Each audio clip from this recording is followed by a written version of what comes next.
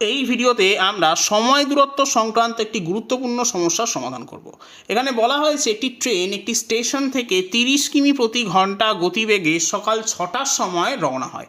অপর একটি ট্রেন একই স্টেশন থেকে 40 কিমি পার ঘন্টা গতিবেগে সকাল 8টার সময় একই অভিমুখে রওনা হয়। স্টেশনটি থেকে কত দূরে ট্রেন দুটির সাক্ষাৎ হবে তা নির্ণয় করতে বলা হয়েছে।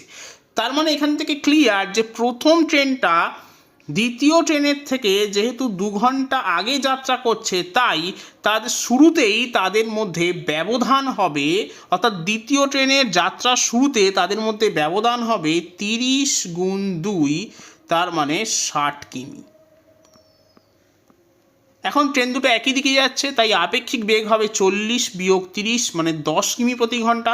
এখন এই 10 কিমি প্রতি ঘন্টা আপেক্ষিক বেগ নিয়ে 60 কিমি অতিক্রম করতে সময় লাগবে 60 ভাগ 10, তার মানে 6 ঘন্টা। তাহলে এখন দ্বিতীয় ট্রেনটা সকাল 8টার সময় যাত্রা শুরু করেছে, তাহলে 6 ঘন্টায় যে ডিস্টেন্সটা ট্রাভেল করবে তা হলো 6 × 40, তার মানে 240 কিমি। তার মানে স্টেশন থেকে 240 কিলোমিটার দূরে তাদের মধ্যে সাক্ষাৎ হবে।